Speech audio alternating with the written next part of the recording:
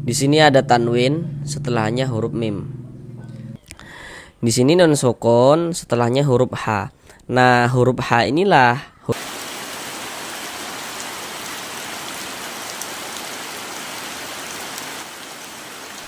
Assalamualaikum warahmatullahi wabarakatuh.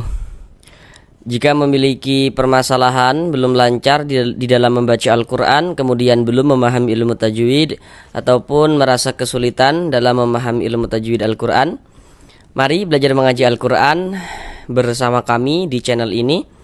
Di sini kami akan berusaha untuk membantu saudara semuanya, baik bapak dan ibu yang sudah lansia maupun saudara yang masih muda, yang kiranya memiliki kendala belum lancar dalam baca Al-Quran, kemudian kesulitan dalam memahami ilmu tajwid.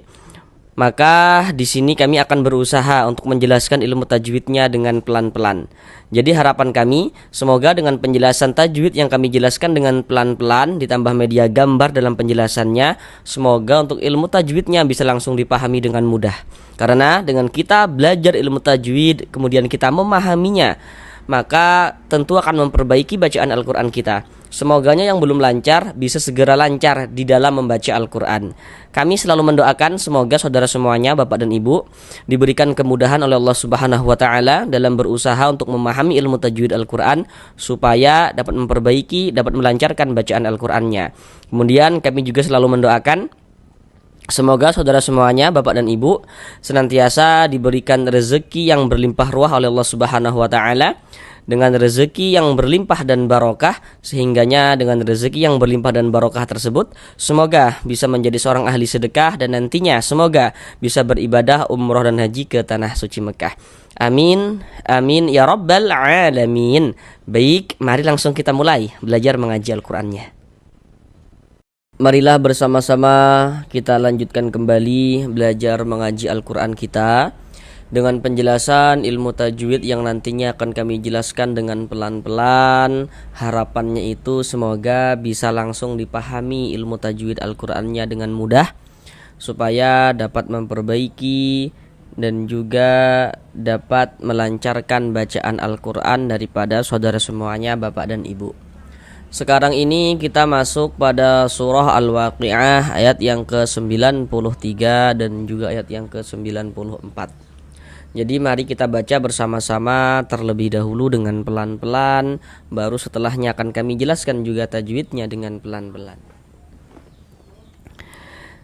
A'udzu billahi minasyaitonir rajim.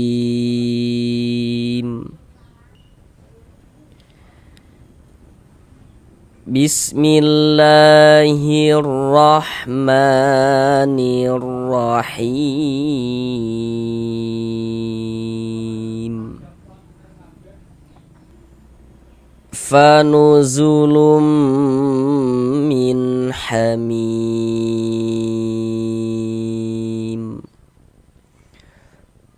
wa tasliyatu jahim. Sekarang mari bersama-sama kita pelajari ilmu tajwidnya dengan pelan-pelan.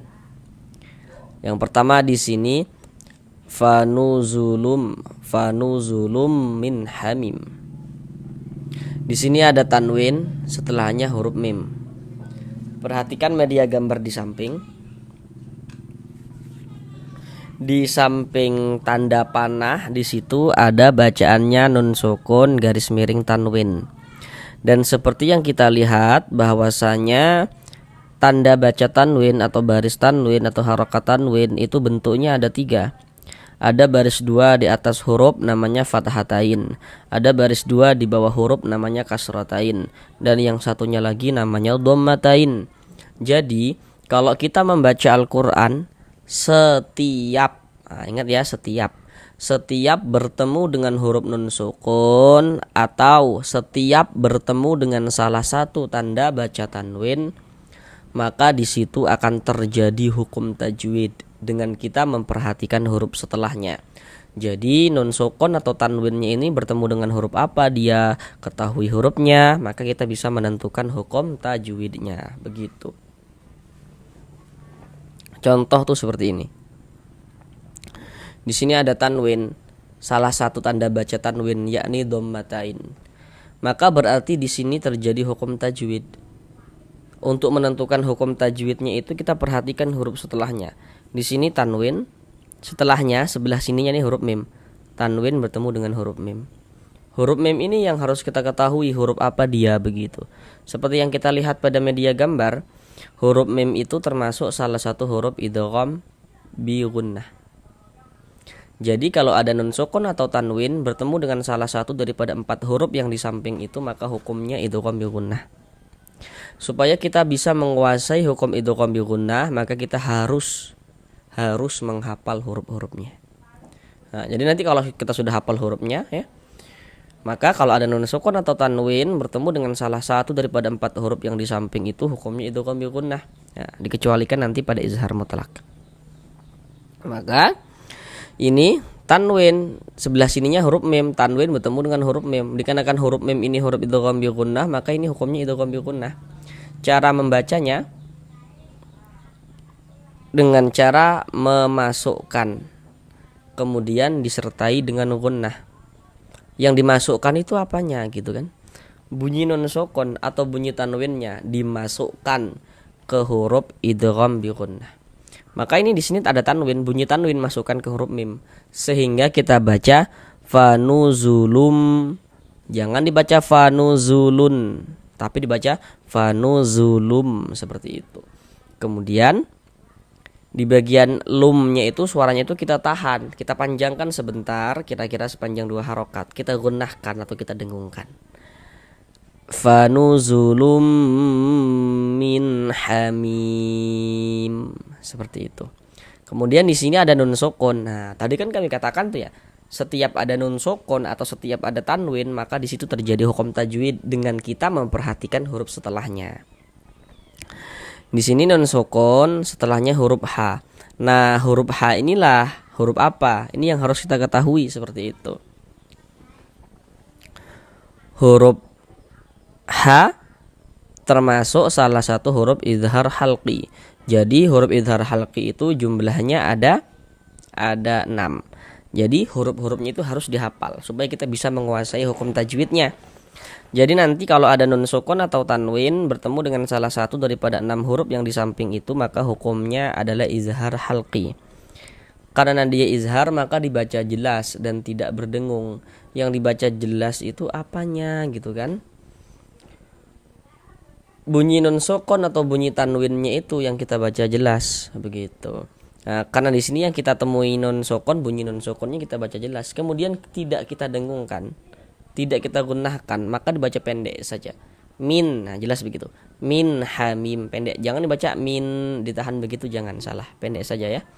Min hamim. Mim dibaca panjang.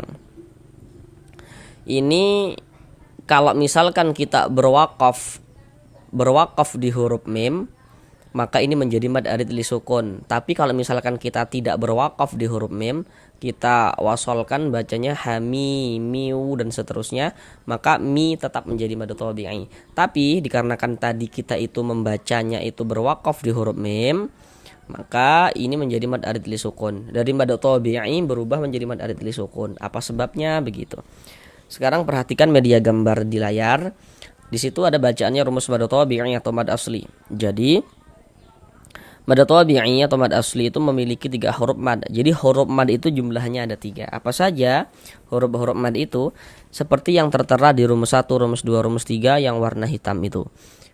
Sedangkan mi dibaca panjang, penjelasannya itu terletak di rumus 1 yang warna hitam.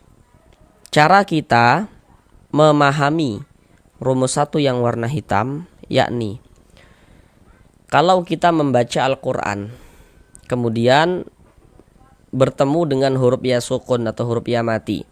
Sebelum ya sukun pada rumus 1 warna hitam, perhatikan ya, sebelum huruf ya sukun di situ ada baris kasroh kan, di atas baris kasroh di situ ada titik-titik kan. Nah titik-titik di sana itu maksudnya itu letaknya huruf yang dibaca panjang sebab dia memiliki baris kasroh tersebut.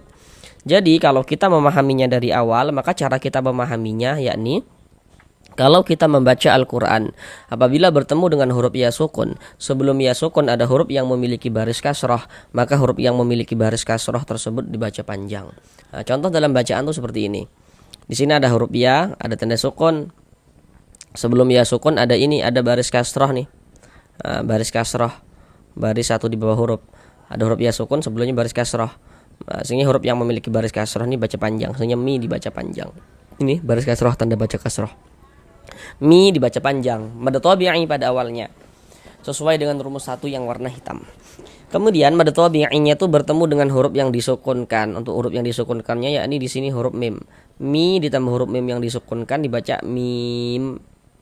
Mad tabi'i bertemu dengan huruf yang disukunkan sebab berwaqaf, maka dia menjadi mad arid li sukun. Panjangnya mad arid li sukun itu boleh dibaca dengan panjang 2 harokat atau 4 harokat atau 6 harokat. Yang terpenting konsisten dalam sekali bacaan. Maksudnya konsisten itu, kalau mad arid li sukun kita baca dengan panjang 2 harokat, maka semua mad arid li sukunnya kita baca dengan panjang 2 harokat pada saat kita membaca Al-Quran. Kalau 4 harokat ya semuanya mad arid li sukunnya kita panjangkan 4 harokat, yang kita temui seperti itu. Huruf yang disukunkannya huruf mim. Ini kalau kita berwakaf berhenti di huruf mim kita baca hamim. Jangan dibaca hamimin, jangan, tapi dibaca hamim seperti itu. Kenapa kok disukunkan kok dimatikan? Jadi kalau kita membaca Al-Qur'an kemudian kita itu berwakaf, kita itu berhenti di huruf yang tidak dibaca panjang, maka hurufnya kita matikan, hurufnya itu kita sukunkan. Ini kita baca Al-Quran berwakaf berhenti, kita tepat di huruf mim. Untuk di sini huruf mim yang ini nggak dibaca panjang, karena berwakaf di huruf yang nggak dibaca panjang, maka hurufnya kita sukunkan sehingga kita baca hamim seperti itu. Nah, tapi ini kan mad tabi'i bertemu dengan huruf yang disukunkan. Karena kalau kita berwakaf di sini, tapi kalau misalkan kita tidak berwakaf di sini, maka mi tetap menjadi mad tabi'i. Misalnya nih, hami, miu dan seterusnya, maka tetap menjadi mad tabi'i. Nah, kemudian di sini kan ada tanwin ini. Kalau kita berwakaf di huruf mim, maka di sini tidak terjadi hukum tajwid. Tapi kalau misalkan kita tidak berwakaf di huruf mim, maka di sini tanwinnya bertemu dengan huruf waw. Maka hami, miu, tanwin bertemu dengan huruf waw. Masih ingat tidak tadi huruf waw ini huruf apa? Tadi penjelasannya sama dengan ini tadi penjelasannya. Huruf idgham bi gunnah tadi itu hurufnya ada 4, yakni huruf ya, huruf waw, huruf mim, huruf nun. Huruf waw ini berarti huruf idgham bi gunnah tadi. Kalau tadi sudah hafal hurufnya di sini sudah tahu hukumnya. Maka ini tanwin bertemu dengan huruf waw. Dikarenakan huruf waw ini huruf idgham bi gunnah, maka ini tanwin bertemu dengan huruf idgham bi gunnah, maka hukumnya idgham bi gunnah. Cara membaca idgham bi gunnah masih ingat enggak tadi itu? Ini dengan cara memasukkan, kemudian disertai dengan gunnah. Bunyi tanwinnya dimasukkan ke huruf waw sehingga dibaca miwatas seperti itu. Kemudian di bagian miunya itu suaranya itu kita tahan, kita panjangkan sejenak kira-kira sepanjang 2 harokat kita gunakan seperti itu.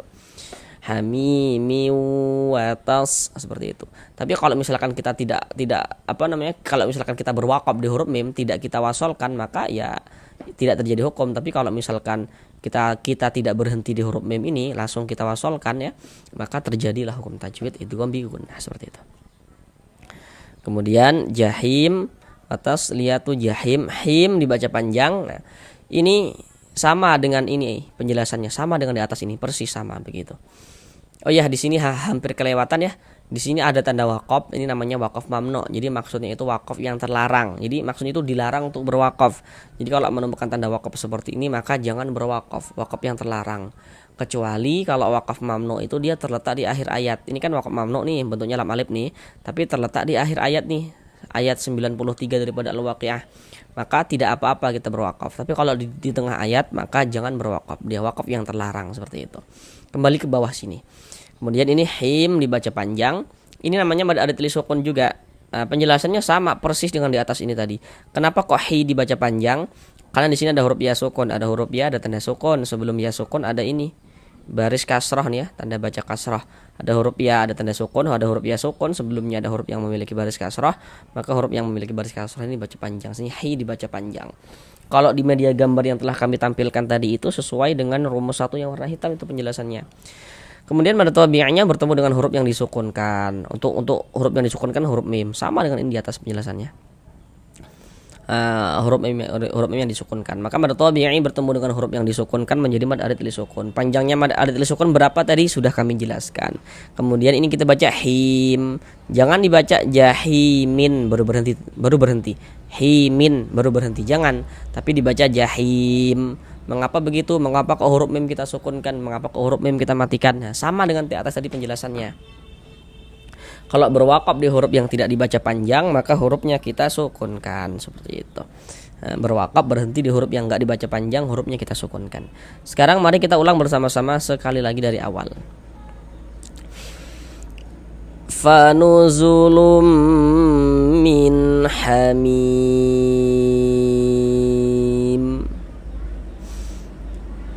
wa tasliyatu jahim.